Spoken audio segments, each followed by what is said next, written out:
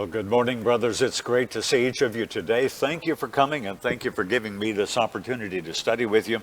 I hope we have enough books. I started off making 25, and I talked to Albert, and he said, no, we'll have more than that. So I made 50, and then we made another 25 on top of that. So we've got 75 books, and it looks like we've got about 70 people here.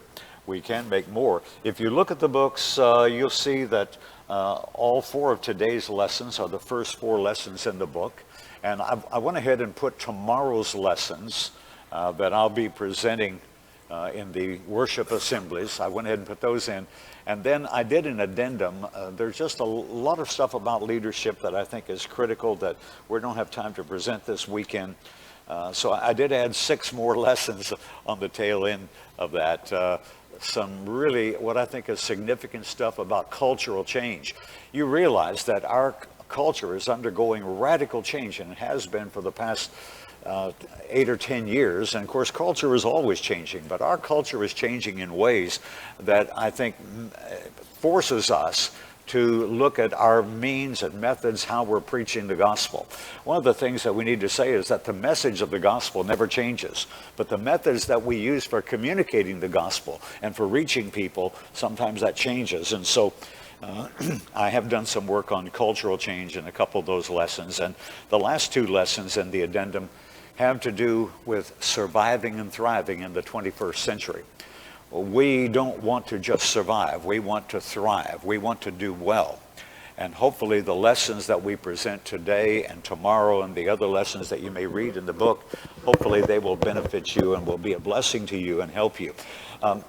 One of the reasons I mentioned striving and surviving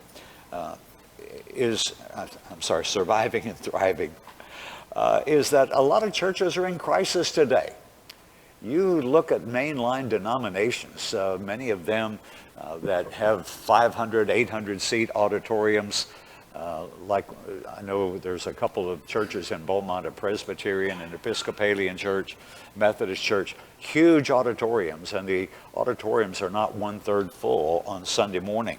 Some of those churches are just collapsing from within, and sometimes it's the doctrinal positions that they have taken. There are other churches, though, that are just stagnant, not going anywhere. It's not doctrinal problems. They just are stagnant, and they're not doing anything, not reaching the community. Why do these things happen? Well, some say that it's the corruption within the religious bodies themselves. Others say the times in which we live. Indeed, we live in, I think, perilous times when it comes to religion. You realize that across the board, in almost every kind of denomination, Protestant, Catholic, fundamentalist, whatever it may be, church attendance in America is declining. There's no question about that. Barna has shown that, and other pollsters have shown the same thing. What's going to happen to us? What happens to God's people, our local congregations? God still has a body of people who are committed to Him. I don't think we should be pessimistic. I think you and I, as men of God, as leaders, whether we're preachers, deacons, elders, or whether we're just young people who have obeyed the gospel, we should not be pessimistic. I believe that we may be on the verge of growth and strength that has been unprecedented in our generation. I don't think that we're doomed to repeat the errors of the denominations. We believe in God's plan. You realize that we're involved in the greatest work that the world has ever known. You remember Daniel chapter 2 and verse 44, when Daniel was interpreting the king's dream, and he talked about the great image, and he talked about in the days of those 4th kings. He said, in the days of these kings, the God of heaven will set up a kingdom which will never be destroyed. It will not be left to other people. And he went on to say in the end of that verse that it shall stand. For how long? Forever, that's right. And we sing a song, forever and ever. It shall stand forever and ever. Amen. And so we're involved in that kingdom, the kingdom that was in Daniel's prophecy. We're part of that kingdom. And so we are involved in a kingdom of greatness and a kingdom of success. The only thing that is going to last when this old world is on fire is the kingdom of God. And so we will be taken up to heaven to be with our God forever and ever. But if we're going to have success, we've got to have men and even women women who will step up to the plate and will do the work that God has given. Now, when I say women, I'm not talking about women preachers, women elders, or something like that. You understand from 1 Timothy chapter 2, verses 11 and 12, that women have different roles to play in the kingdom of God than men do. But it's men who are elders, men who are deacons, men who are preachers. God, though, has always raised up leaders to lead his people. You look in the Old Testament, you see, and I always mention 2 or 3 women when I do this. Women like Esther, what a great leader she was. Deborah, a great leader. But you had great leaders like Nehemiah, and we'll talk a little bit more about him tomorrow. Men like Joshua, that we'll see more about him today. God has always had people who would step up to the plate and who would provide the leadership that was necessary. And what they had in Old Testament Israel, we need something similar to that today. Now, we're not looking for national leaders like in Old Testament Israel, but for leaders in local congregations who will be to their generation what people like Timothy, Priscilla, Aquila, Phoebe, Epaphroditus, and so many others. And the names that I've just mentioned, these weren't all elders, they weren't all evangelists, but these were leaders who served the purposes of God in their time and in their generation. They were servants, servant leaders, servants to God and his people. This morning, what I want to do is talk about a ladder, what I call the ladder of leadership, rungs on the ladder of leadership. And our knowledge of that ladder is really fundamental with respect to having the kind of leadership God wants in his church. Now, I'm going to do our studies today somewhat in a class type format. We're all gathered here, and I've got a class podium. I'm not in the pulpit. And I'll walk around a little bit, and I will ask you some questions from time to time. And don't hesitate to answer. You know, at home, our congregation is an unusual congregation in some respects. We've got attendance of around 350, 360, and we've got probably 35-40% of our congregation is black. And we've also have Asians and Hispanics, and you give our people a chance to speak, and they all want to speak at once. And so North Alabama, a little more conservative, okay? A little more sedated, if that's the right term to use. But if I ask you a question, give me some help on that, whether you're young or old, whether you are an elder or not, preacher or not, whatever you may be.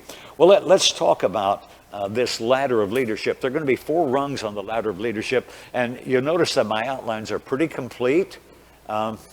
Some of them have got a lot more information than others do. It just depends on which lesson you're looking at.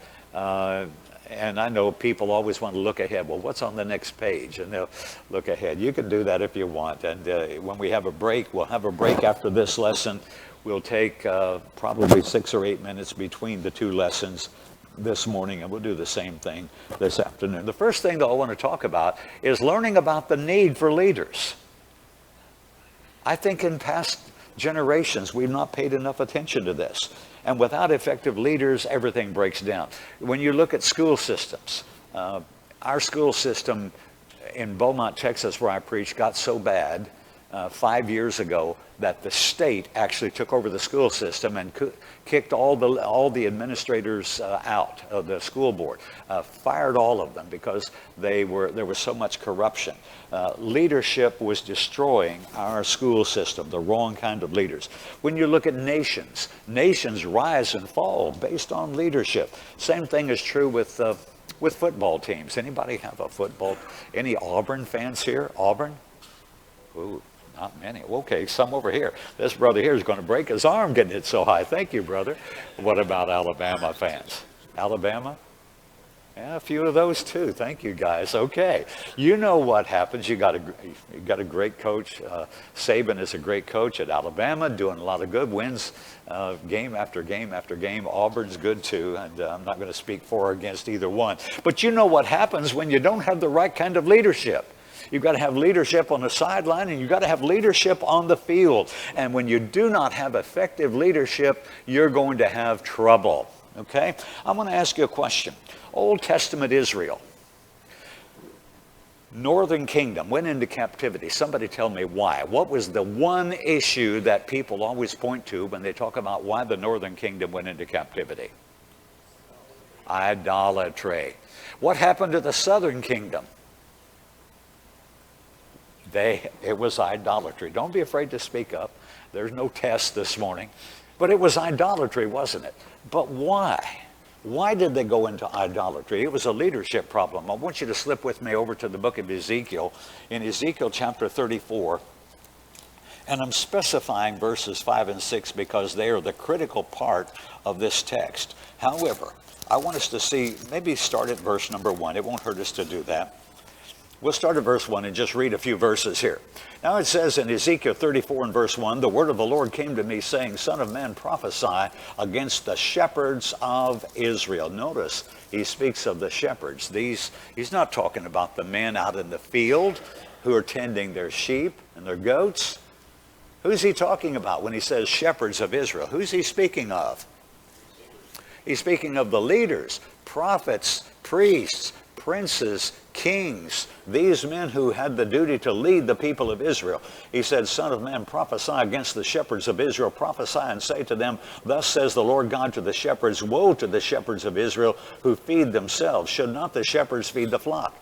You eat the fat and clothe yourselves with the wool. You slaughter the fatlings, but you do not feed the flock. The weak you have not strengthened, nor have you healed those who were sick, nor bound up the broken, nor brought back what was driven away, nor sought what was lost, but with force and cruelty you have ruled them. So they were scattered because there was no shepherd, and they became food for all the beasts of the field when they were scattered. My sheep wandered through all the mountains, on every high hill. Yes, my flock was scattered over the whole face of the earth, and no one was seeking or searching for them.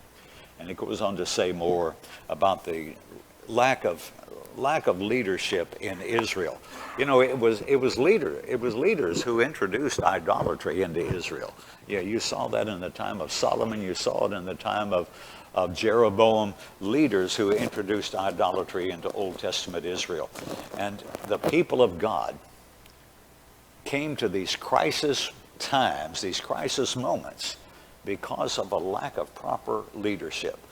There, I think, is no greater need in the church today than the right kind of leaders. And it's not difficult to see that. Where I preach in Jefferson County, Texas, and Orange County, side by side, we had, when I moved there 40 years ago, moved there in summer of 1978, I'm not certain of the total number of congregations, but we've lost 6 or 8, as many as 8 congregations have closed their doors in those 40 years. And there should be more Christians today in Southeast Texas than there were 40 years ago if we're doing a good job. But the truth is there are fewer. There's one town, Orange, Texas. Orange used to have 3 congregations. One that had about 125 people, another that had about 60 people, and another that had about 80 or 90 people. You put those numbers together, you got well over 250 Christians. Today in Orange County, you put what's left, one church has closed its door, the others have shriveled down to almost nothing. You can't find 60 Christians meeting now. What's happened? It's leadership.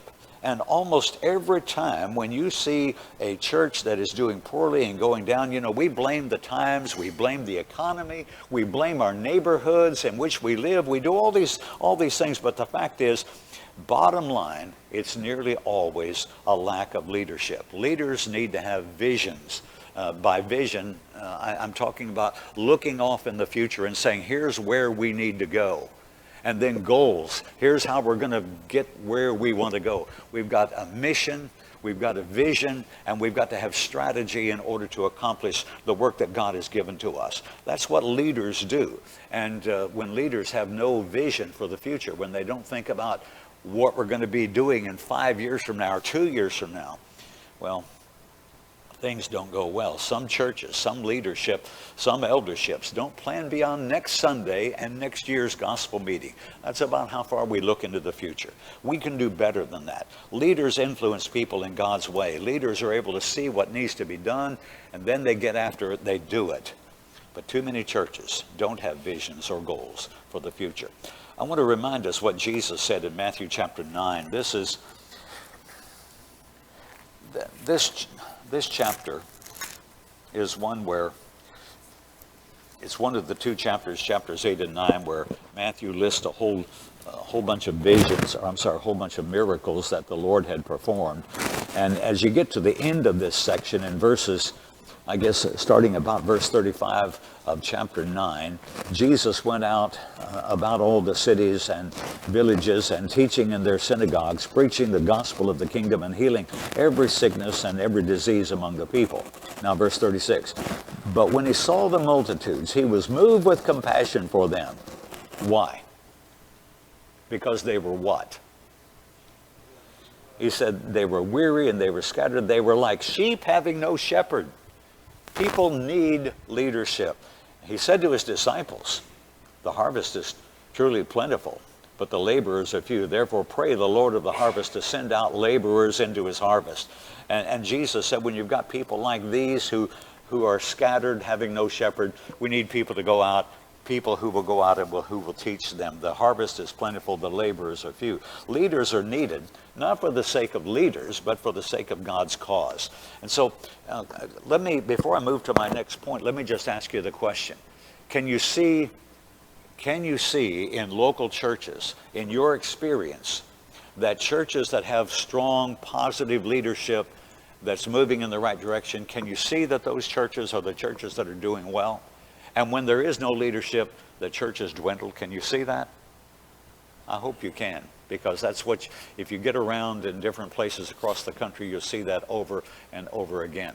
Here's our second rung on the ladder of leadership, and that is learning what leadership is. I think there are a lot of misconceptions about leadership.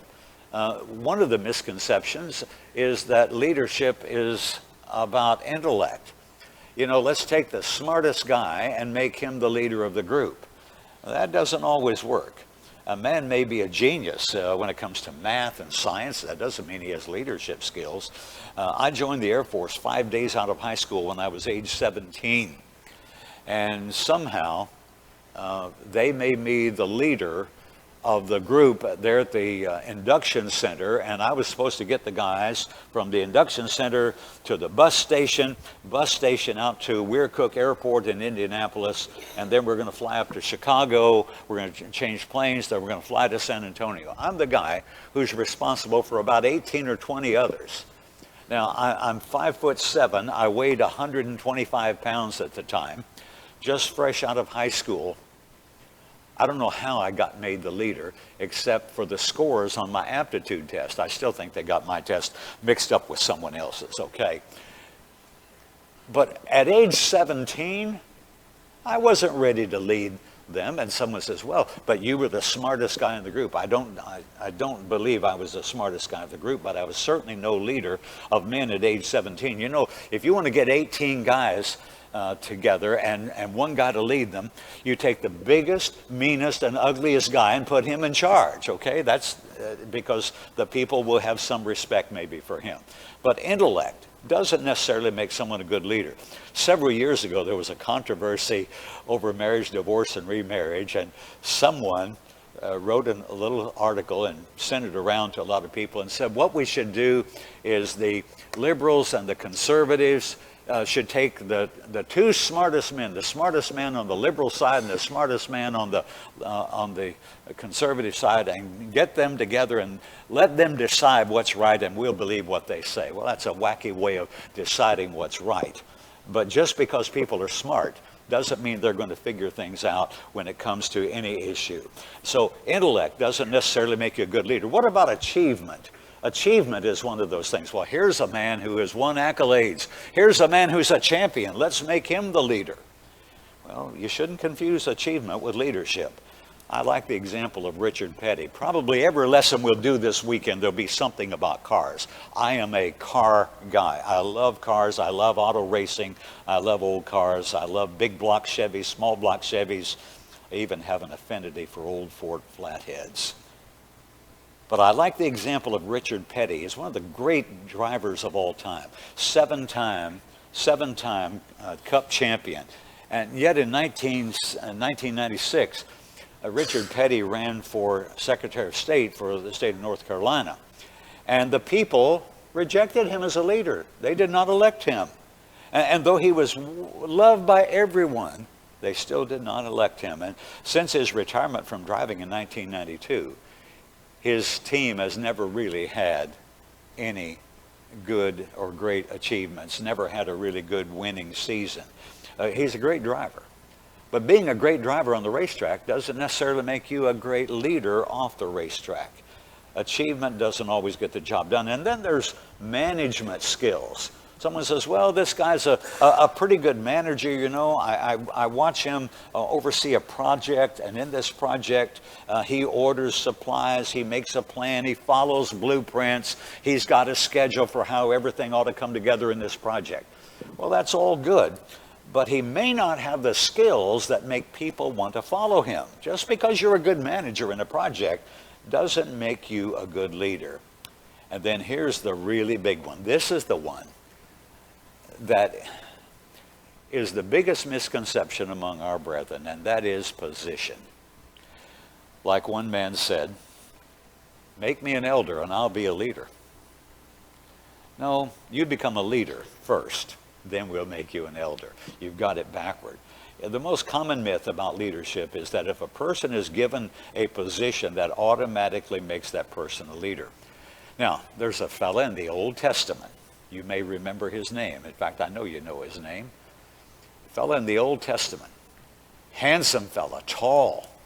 You know, he had the qualities that we say, you know, if a fella's good looking, tall, strong, good voice, why, he's a natural born leader. We say things like that. And this fella in the Old Testament, he was made a leader, and he had all those qualities. You remember his name? King Saul. Everybody knows about Saul. I sat down one time in doing a lesson on leadership and listed every mistake that Saul made. I found, I think, 18 or 20 mistakes that he made mistakes that leaders cannot afford to make. And what happened? Ultimately, even though Saul was given a position of leadership, he couldn't even get his own army to follow him. Remember the foolish thing he did when he was in battle, and he said, hey, nobody gets to eat today until I am avenged of my enemies. You remember that? And his son Jonathan, who didn't hear that command, it was never communicated to him, he found some honey and dipped his staff in the honey and tasted it, and of course it gave him renewed strength. And he was ready for the battle. But when Dad found out, he said, well, Jonathan has to die because he's disobeyed my word. And the whole army rose up against Saul and said, you're not going to kill Jonathan. You see, here's a man who made foolish decisions as a leader, couldn't get his own people to follow him. He completely misdirected the nation of Israel. He made a mess. But I'll tell you what he had. He had a position, didn't he? And sometimes you'll see men that just want to be elders. Oh, please make me an elder because I want to get my hands on the wheel here. I know how to drive this church. I know how it should go. And that's sad when people think that. What is leadership? Well, it's not intellect achievement, not managerial skills, not position, but it is influence. Leadership is influence. If you can understand that Jesus is the greatest leader of all time, then you can understand that leadership is influence. How many people has Jesus influenced to follow him? Millions upon millions. No other leader has ever been his equal. In John chapter 1 and verse 43, what was he doing? He was calling a few fishermen to follow him there in the early part of his ministry. John chapter 1 verse 43. The following day, Jesus wanted to go to Galilee. He found Philip and said to him, follow me. And now Philip was from Bethsaida, the city of Andrew and Peter. And Philip found Nathanael and said to him, we found him of whom Moses and the law and also the prophets wrote. Jesus of Nazareth, the son of Joseph.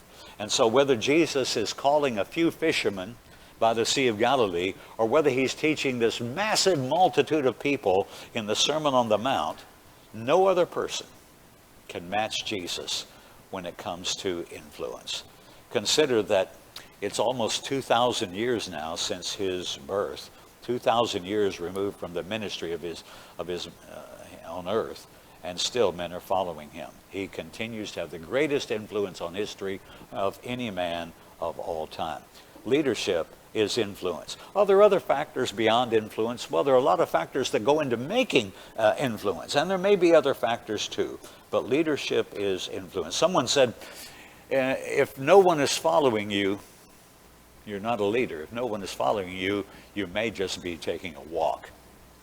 So we need men of influence, and that's the essence of influence, is getting others to follow you, regardless of your intellect, regardless of your achievement or position.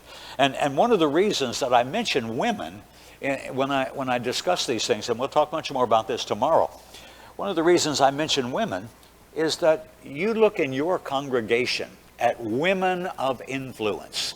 What are those women doing, women of influence? You see, they're not elders, they're not deacons, they're not preachers, not song leaders. What are those women doing? They're women that are looked up to for leadership. We're not talking about appointing women to some office in the church, but you see women in your congregation who are leaders in your congregation. What kind of qualities do you see in those women? Somebody help me. What is it? Yeah, okay, they're well studied. And you can go to them and you can ask them, I'm having trouble understanding this text in Acts. Can you help me? And here a young lady who wants to be a good student, she sees this older woman who's well studied, and so she goes to her. This older woman is a woman of influence. What else do you see in women of influence in your congregation? What is it? Approachable, yeah. And that's always a quality of leadership. And when you allow people to come to you and approach you and seek guidance and so on, instead of standing off and being kind of a hermit, you see women who take the lead when it comes to maybe someone sick in the hospital, somebody's got to take care of their kids, someone's got to provide food for the family, or maybe the mom is just sick and home in bed with the flu for 2 or 3 days. And there's almost every congregation has one or two women who are going to get on the phone and they're going to say, Sister Johnson is ill. Can you prepare a meal for the family tomorrow night? That's leadership, isn't it? You see women who lead like that. And so leadership is influence. Women, men, whatever they may be. The definition of leadership was first given by J.O. Sanders in his book, Spiritual Leadership. He made the simple statement that leadership is influence. There may be more other things you can add to that, but leadership is influence. Being able to influence others, get them to follow. Okay, here comes rung number 3, and that's learning from the Lord about leadership. You know, years ago, when I began to talk about the idea of leadership, I said you can go to Barnes & Noble, or you can go to B. Dalton at the mall. There used to be a store called B. Dalton. B. Dalton, I think, has closed their doors, and Barnes & Noble has just barely got their head above water. Where do people go if they want a book on leadership?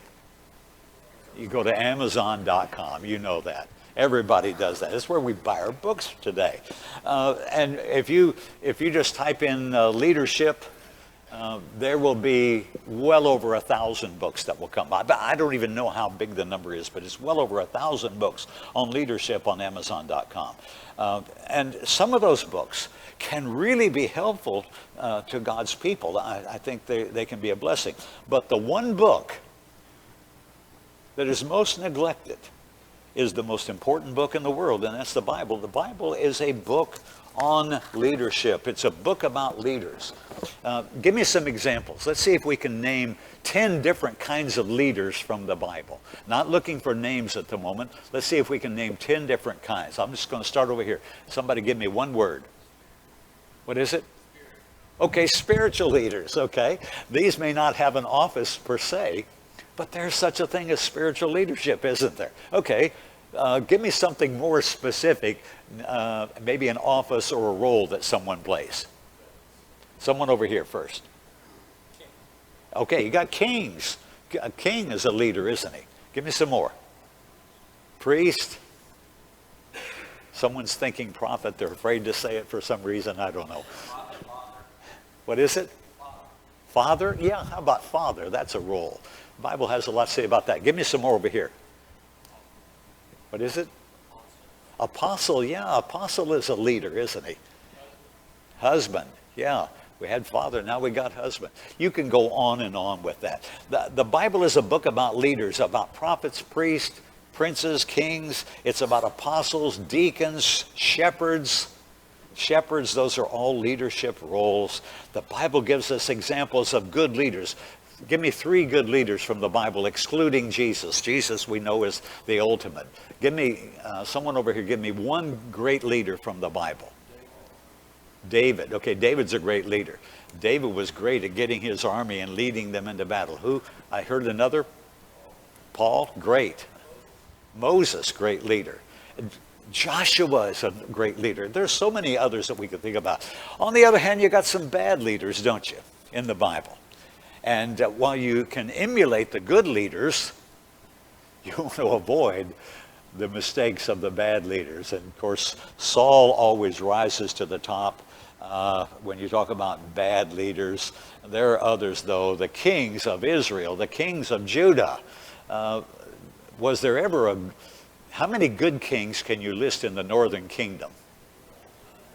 There's really not any. You might say, well, Jehu did some good things. I like Jehu because he drove his chariot fiercely, okay? That's the car guy reference coming out in me again. If some of you I know have been in Israel, and if you ever get to go to where Jezebel's palace was, you stand there on top of that palace. It's never been really unearthed. The archaeological work's never been done on, but you can stand up there and you can look off to the north and you can see where Jehu would have come down through the valley and driving his chariot fiercely. Well, it's easy to find good and bad leaders in the Bible. The Bible shows us how leaders were to be trained to serve God, and it instructs us about the process of mentoring. In fact, our last lesson today, lesson number 4, is going to be about mentoring. The Bible is a leadership book. 2 Timothy chapter 3, verses 16 and 17. Do we really believe what this verse says? I think we do. And yet I think we fail to apply it when it comes to leadership, because the Bible doesn't have a title on the cover that says Principles of Leadership. But the Bible is about leadership. It doesn't have a book in here that's entitled Leadership for God's Men. But it's still about leadership, isn't it? In 2 Timothy chapter 3, verses 16 and 17, the scripture says that all scripture is given by inspiration of God. It is profitable for doctrine, for reproof, for correction, for instruction in righteousness, that the man of God may be complete, thoroughly equipped for every good work. Does the Bible really provide us with everything that we need to effectively serve God? I think it does, and I think you believe it does. If so, if the Bible is what it claims to be, then it is a leadership book. But here comes the 4th rung. Yeah, we see something about the need for leaders, and we see something about what leadership is, and we can learn from the Lord about leadership. But our 4th rung is learning that leadership requires growth. And to me, this is the most significant of the 4 rungs of leadership. And I like to ask people, I often do this when I'm teaching a men's class, are leaders made or born? And there's a common belief among an awful lot of people that some people are just born leaders. And I realize that some people have qualities that will help them to be good leaders. You're better off to be, as a man, you're better off to be 6'2" than 5'2" if you want to lead others. Though Napoleon was very short and he led people. If you've got a deeper voice, a more commanding voice, that's a benefit to you. If you're handsome, there's a couple stories I can tell about that. I'm not going to at this time. My point is, there are some things that may be valuable to a leader, but they don't make you a leader. It is better to understand that leaders are made. They're not born. Leadership requires growth. We're not born as leaders, but we're born to be leaders. God wants his people to be leaders. Being a leader is more of a process than an event. You know, you can take someone like King Saul and say, here, an event gave him the position as a leader. But the event didn't make him what he ought to be. It requires growth to become an effective leader. King Saul failed to grow. In fact, he went the wrong direction, and he never became the effective leader of the nation. Josiah. How old was Josiah when he became king? One of the young guys. Josiah was how old, son? 8 years old when he became king. Let me ask you, what is your name? Stuart. S-T-U or S-T-E? S-T-U-A-R-T, Stuart. How old are you, son? You're 20. Handsome young man. Got qualities of leadership already. How tall are you, Stuart? 6 foot. He's working on it. He may grow another inch. 20 years old. You know, you also look like you're about 16. And you know what? You don't like that when you're 20 to look 16. But when you get 40 and people say you look 30, you're going to like that, okay? Yeah. So Josiah was 8 years old. Stuart, how well equipped do you think Josiah was at 8 years old to be the leader of God's people? Probably not. Probably right, son. Josiah is not prepared to be a leader, but he became a great leader, didn't he? And there was a great revival led by him, not at 8 years old. And when you read the text back in 2 Chronicles 34 and also in 2 Kings chapters 22 and 23, what you will see in the story of Josiah is a story of growth. When he's 16, here's a marker in his life. When he's 20 or 24, another marker in his life. And he began to seek the Lord, and he had someone guiding him and someone training him, mentoring him. And a study of his life is a study about growth. You see, leadership requires growth. His life went through all these stages, and he eventually led the nation of Israel to a great national revival. Josiah turned out to be one of the great leaders of the Old Testament. The Apostle Peter. Did the Apostle Peter need to grow as a leader? When Jesus found him, what would you say about Peter? Tell me a little bit about him. Tell me a little bit that you know about Peter when early in the Gospels. He's impulsive. What else? He shoots his mouth off sometimes. He does dumb things. He argues with Jesus, tells Jesus he's wrong. Not a good quality of a leader. This man is impatient, but he became a great leader. And yet, even after he was a leader, long after the church had begun, he still made some mistakes, didn't he? And Galatians chapter 2 chronicles some of his problems. Look at young Timothy. Timothy starts off as a boy, but he achieves much as a man. His life is a picture of learning. He was mentored by the Apostle Paul until he himself had grown to the point of mentoring others. In 2 Timothy chapter 2 and verse 2, one of the most critical passages on leadership, 2 Timothy 2, the Apostle Paul said, Timothy, the things that you've heard of me among many witnesses, the same commit to faithful men who will be able to teach others also. And so Paul is reminding Timothy, when you were traveling with me, remember all those things I taught you, and I taught Titus, and I taught Epaphroditus. Okay, I always had 2 or 3 of you traveling with me everywhere, and you were learning, you were being mentored. Now, Timothy, now you have to take up that role of the one who does the mentoring. Get yourself 2 or 3 young men, and you take them with you wherever you go. You train them to do the work that I trained you to do. And so Timothy, again, his life is a picture of growth. But my classic example I want to use this morning is that of Joseph. Demonstrates that leadership requires growth.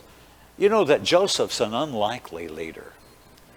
He has to overcome all sorts of problems in order to become the second ruler in all of Egypt. How old was Joseph when he was sold by his brothers into Egypt? How old was he?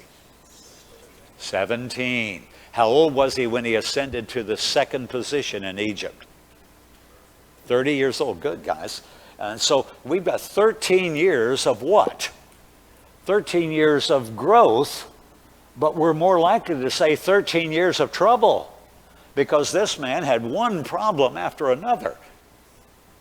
In fact, there were problems even while he was at home because his brothers didn't like him. Joseph became, and I emphasize that word became a great leader. He wasn't born as a leader.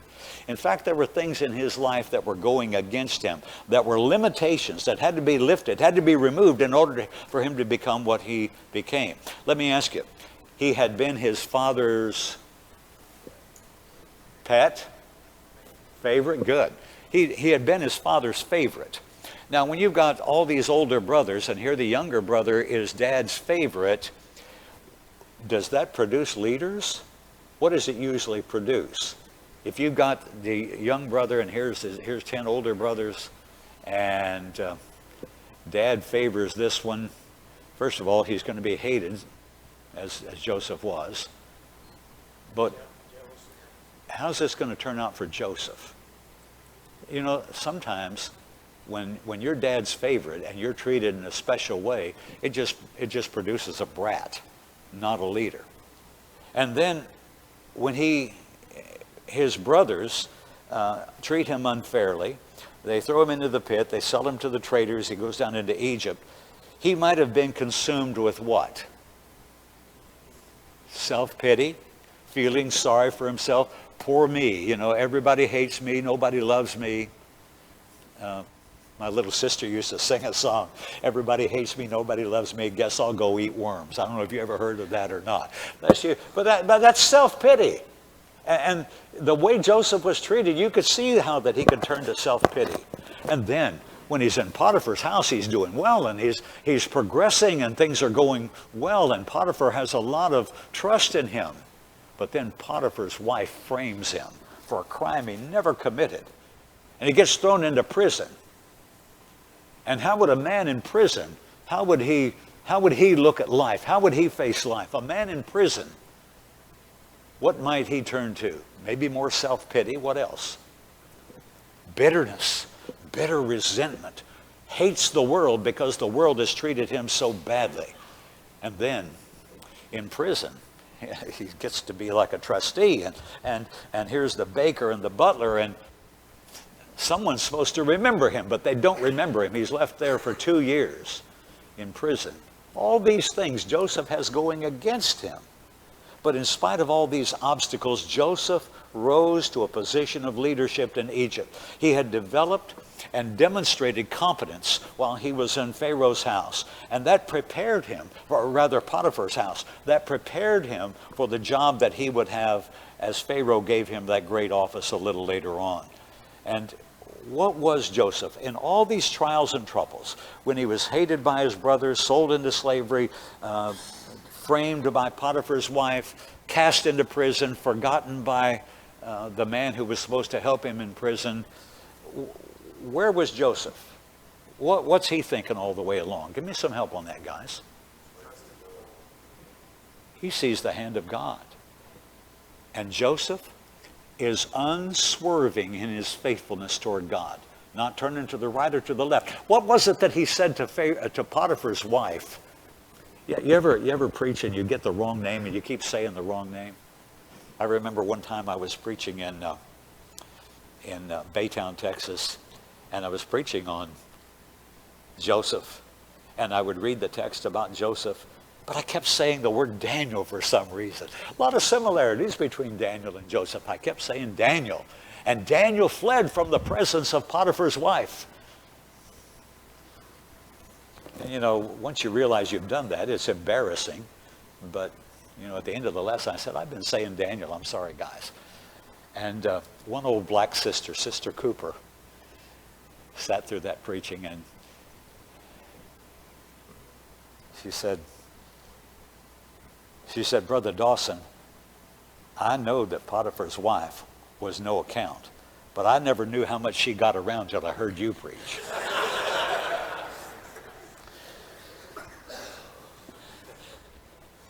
What was it that Joseph said to Potiphar's wife when she tried to seduce him? What was it? Somebody over here, help me. What is it, brother? How can I commit this great sin against God? You know, the interesting thing is Joseph thinks more of Mrs. Potiphar's marriage vows than she does. He knows he's not going to be involved with her, but this is a great evil. It's a great evil against my master, and it's a great evil against God. This is a man who has unswerving faithfulness to God, and he always believed that God's way was best. And listen, there's a lot of young men today that would be maybe 30 years old like Joseph is, or younger than 30 he would have been at this time, who would like that situation. Yeah, here's a woman trying to seduce me. Everything's cool. The master's gone away. I can get away with this. But here's a man no one knows except Mrs. Potiphar, Potiphar's wife. And he says, not going to get involved in this. This young man knew that God's way was best. He consistently demonstrated patience, integrity in dealing with others. Now, was there a single event in Joseph's life that made him a great leader? We know he was a great leader. He turned out to be one of the great leaders of the Old Testament. But was there a single event in his life that made him a great leader? Well, you might point to the fact that Pharaoh chose him to be over all the greenery and the 7 years of prosperity and the 7 years of famine. That's all important. But there wasn't a single event in his life that qualified him as a leader. Rather, it was a long, slow process. From age 17 to 30, some 13 years, this long, slow process, all the problems that he went through, these things, because he was faithful to God, through all the challenges and problems that he faced, these things equipped him to be the leader that he became. What if Joseph had never gone through all these trials and tribulations and his faith had never been tested? What about if he'd gone through all these disappointments, had never gone through these disappointments and all these failures? What if one day out of the clear blue, Pharaoh says, hey, we're having a national lottery. Who's going to be number 2 in the land? Okay, we pulled Joseph's ticket. You see, I don't think Joseph would have been prepared. Joseph was prepared to be a leader because of the struggles that he experienced. And it was God working behind the scenes to make him a leader. You know, you may go through struggles and disappointment in your life. You go through hardships, people being unfair to you, saying things that are not true about you. But you be unswerving in your faithfulness to God, and you continue to do the right thing, because it just may be that God is working behind the scene to make you a leader. The very things that are challenging you and presenting problems for you may be the things that are preparing you to become the leader that God wants you to be. Leadership requires growth. Joseph's story is one of growth. It shows what can happen with respect to leadership when the right things are consistently practiced. Joseph became one of the great leaders of all time and was used by God. Faithfulness, consistency, what Joseph did every day made him the leader that he was. Calvin Murphy played for the Houston Rockets from 1970 to 1983. And one of my favorite sports stories is about him. Back in about 1980, a couple of years after we moved to Texas, sportscaster for KTRH in Houston was interviewing Murphy on the radio. And I happened to be listening that evening when he was being interviewed. And it was an interesting and surprising interview, to say the least. Calvin Murphy stood only 5'9", same height as I am, but his quickness and defensive skills made him a star in the NBA. He was the Rockets' all-time leading scorer until Hakeem Olajuwon broke his record. And Calvin Murphy still holds the record for the most consecutive free throws. But this reporter on KTRH said, Calvin, what's it like to have the natural talent that you have? And Murphy came unglued at that point. He said, I have no natural talent. The skills that I have been acquired from the time that I was a little boy playing in that back alley behind my granny's house. And I learned to dribble the ball in that back alley. And as I grew older, I would stand at one point and I would stand here until I made 10 shots in a row from this point. Then I would move to another point and make 10 shots in a row. This kid, from the time he's 10, 11 years old, is training himself to become a great basketball player.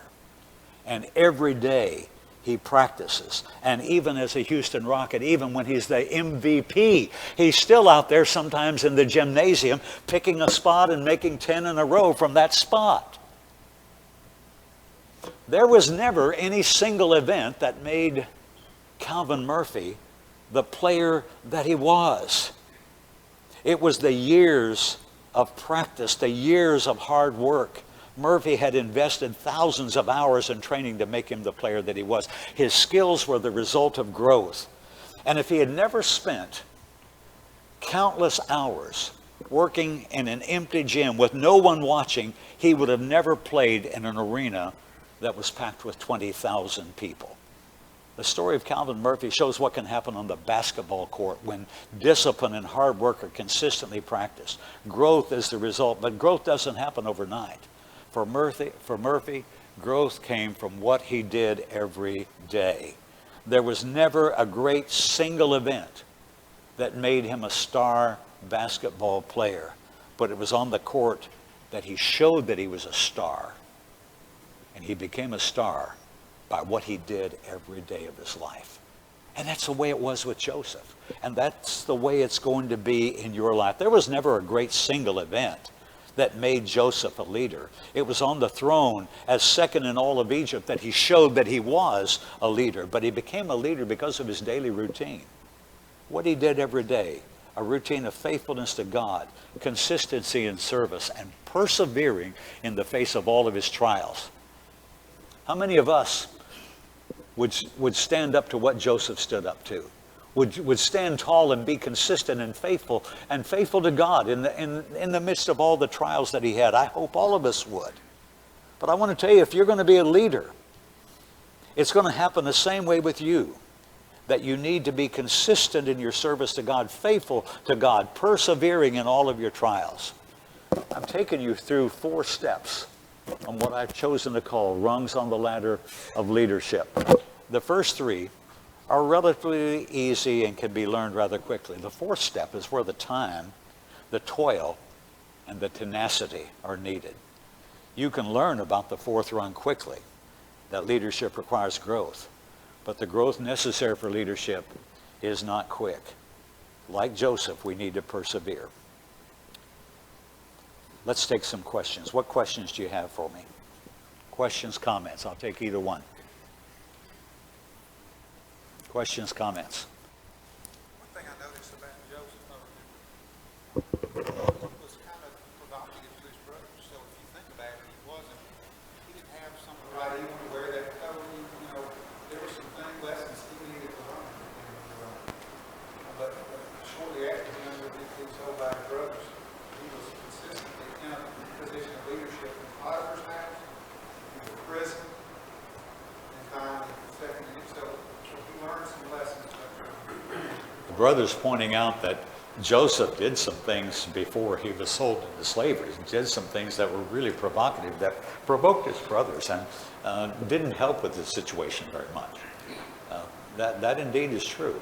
You know, sometimes as leaders, we look at something we've said or something we've done, and we say, shouldn't have said that. And, you know, it'd be nice if words were like fly fishing. You cast it out there. If it's bad, you just reel it right back in. You can't reel your words back in. Remember in Matthew chapter 12, I believe it is, Jesus said you're going to be justified by your words.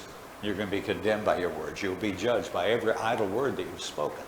And sometimes, as leaders, we say and do things we shouldn't do. None of us are perfect. We say and do things we shouldn't do, and those things hinder our influence. They hinder our leadership qualities. That's a good comment, though, brother. Another, yes, sir.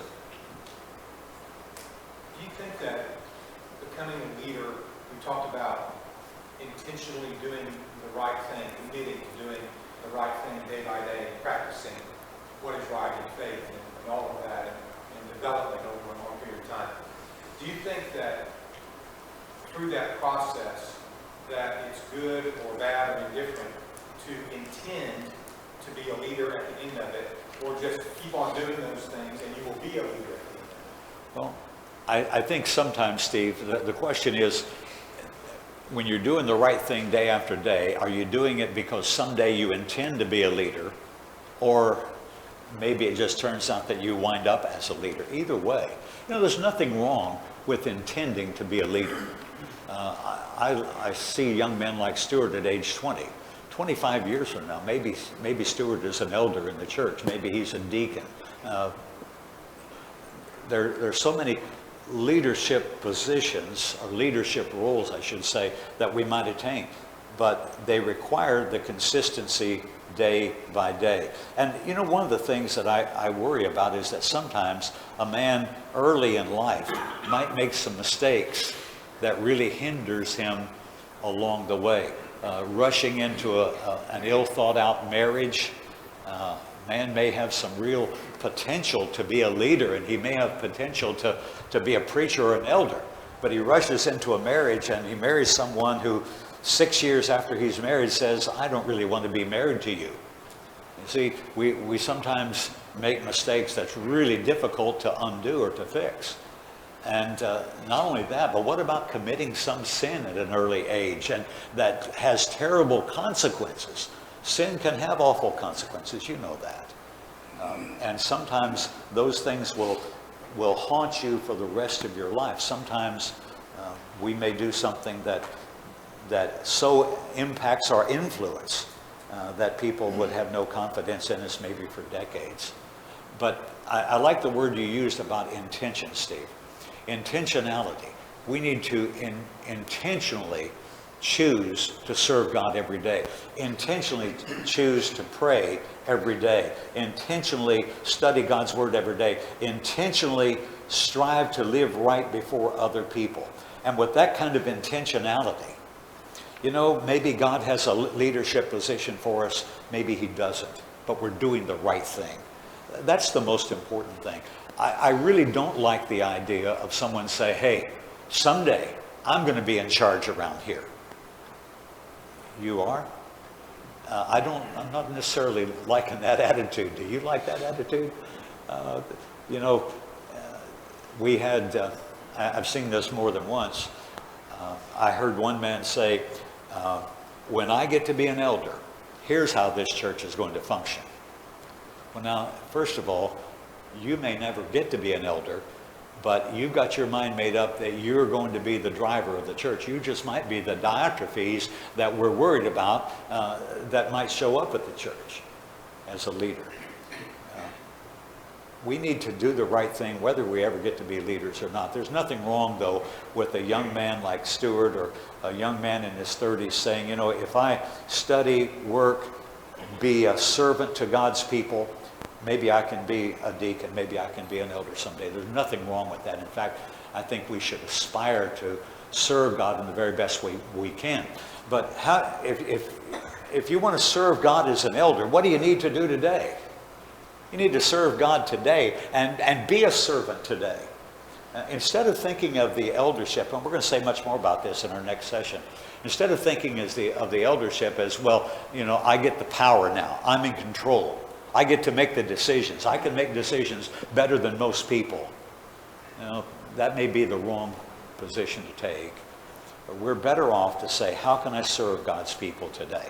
And when you serve God's people today, you will gain the influence that you need as a leader. And it'll prepare you for what is to come.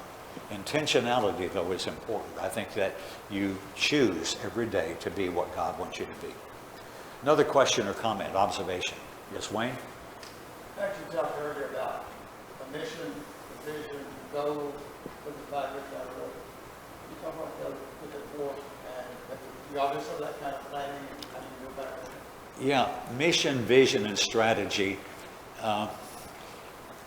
I put the 3 words in that order. Mission. I think we've already been given a mission. Our mission is to proclaim the gospel in our generation, to reach as many people as we can. We want to help people go to heaven. We want to keep the saved and bring the lost into the fold of safety. We have a mission statement in our congregation. I'm not sure that I could word it properly before you, but we want to be a local assembly of saints, a family that wants to reach out to the community and teach the gospel, to bring them into the fold, and then to build up the saved. It's what we see as our mission. That's very broad. I realize that. But secondly, there's the idea of vision. Vision is, where do we hope to be in 5 years or 10? And what we've tried to do, and I will be frank with you, we've not done very well on this. But what we've tried to do is think out 10 years. 10 years from now, what do we think we can accomplish in 10 years from now that we're not doing today? And then we say, if we work hard and we reach out to the community and we're aggressive in evangelism, maybe we can move the congregation from 300 people to 400 people, maybe. And look, someone says, well, we shouldn't be thinking about numbers. We want to just convert as many as we can. Well, obviously, we want to convert as many as we can, but if we don't put some kind of a mark out there, something to measure it by, how are we going to know if we're making progress? And so if we say, over the next 10 years, we'd like to see the congregation here grow in number from 300 to 400. But not only that, we would like to see the people within the congregation to grow personally. And so we set a vision, and 10 years out, okay, where would we hope to be at the halfway point? Here's 5 years out, and then here's 2 years, and then here's 1 year. And then along the way, what we've got to do is to have a strategy to implement this vision. In order, the strategy, that's where you get down to, here's how we're going to do it. I didn't bring anything on mission, vision, and strategy, but if you'd like, I can print out something and give it to you. We've done some work on that. My order is mission, vision, strategy. I say my order because some people reverse those two. They start off with vision, and they say, here's where we want to be, and now we're going to define our mission by our vision. I see it the other way around. I don't know which one is supposed to come first, but I know this, that if we don't do some planning for the future, our future is not going to be very good. People who don't plan are people who don't do. And the reason for having a mission statement and trying to cast a vision, and you all understand when we say vision, we're not talking about a miraculous vision. We're just trying to look ahead and say, here's where we want to be. It's like when you're traveling. You know, Lee and I left Beaumont, Texas on Thursday morning, and we drove to South Alabama, stayed with a family there. We knew that yesterday afternoon we wanted to be here in Athens. Well, you know, that's a kind of a short-term vision, but we've got markers along the way. We know we're going to reach Baton Rouge, and we're going to fight the traffic there, and we're going to get to Mobile, and it's going to be good, and we're going to come through Montgomery. Then we're going to be slowed down an hour in a traffic jam in Birmingham. You know, we look at the obstacles and we say we can overcome this, and finally we reach Athens. It's like a journey, like a trip. That's what a vision is. Here's where we want to be at such and such time, and here are our markers, our guideposts along the way that's going to get us there. That's what we try to do. That's the idea of vision. And if you don't have some kind of plan, one of the points that I will make, I think in the Sunday afternoon lesson tomorrow, is about Alice in Wonderland. You remember the Cheshire Cat? And Alice came across that cat, and she said something like, would you please tell me which way to go from here? And he said, well, that depends a great deal on where you want to be. And she said, it doesn't much matter. And the cat said, then it doesn't matter which way you go. And that really is the truth.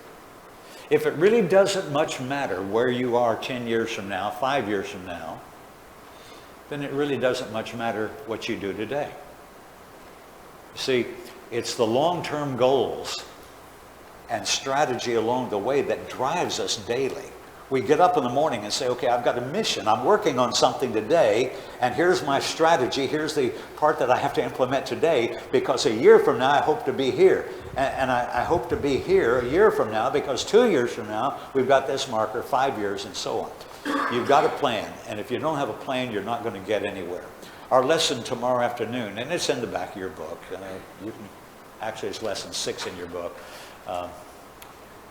He began to build. And to talk about the builder in Luke chapter 14. The builder in Luke 14, he's going to build a tower. And Jesus said, now, this fellow needs to do what first before he starts that tower? Count the cost. And because if he starts to build the tower without counting the cost, he's going to run out of money or run out of something, and what happens? Then everybody looks at him and they begin to mock him, saying, this man began to build and was unable to finish. Well, we're all builders. We're building on our own lives, and we're building in respect to the kingdom in our local congregations. And so we need to have a plan, need to count the cost, and all the things that go along with that. I hope that helps a little bit, Wayne. I did not bring a lesson, though, on mission, vision, and strategy with me. Any other questions, comments? Anyone on this side? All the way in the back. Yes, sir. I think as people, we recognize that we need leadership. And so we're going to have some leadership of some sort. It may be Saul because he was put in charge. It may be Peter because he was the loudest in the group. We are going to have some leadership. It could be, the elders because they have the title as elder. It could be a group of people because they're the loudest in the group. It could be anything. And I think that emphasizes a lot the need for sound leadership for that growth to happen. Yeah, the brother is saying that in every circumstance, you're going to have leadership, whether it's a poor leader like Saul or a great leader like Joseph. If you put 5 kids together at random, pick 5 kids at random, they're all between 8 and 10 years old, and put them in a room, in 5 minutes, a leader will emerge. There'll be a kid who'll say, hey, let's do this. Let's play this game. And maybe another kid says, no, I think we should do this, and he may overrule. And then maybe this other kid becomes the leader. But it only takes a very few minutes for a leader to emerge. And if 5 of us, here the old man and 4 others, we're lost out in the woods, someone's going to emerge as a leader. If not, we're just maybe going to be scattered in the woods. But it's almost always the case that a leader emerges, and emerges rather quickly in any group, which just emphasizes the need for leaders who are properly equipped. And that gets to our 4th lesson today. I'll take one more question, then we're going to do our break. Another question, anyone on this side? Comment? All right. It's about 12 minutes after. Let's restart at 10:20, okay? At 10:20, we will restart. Thank you.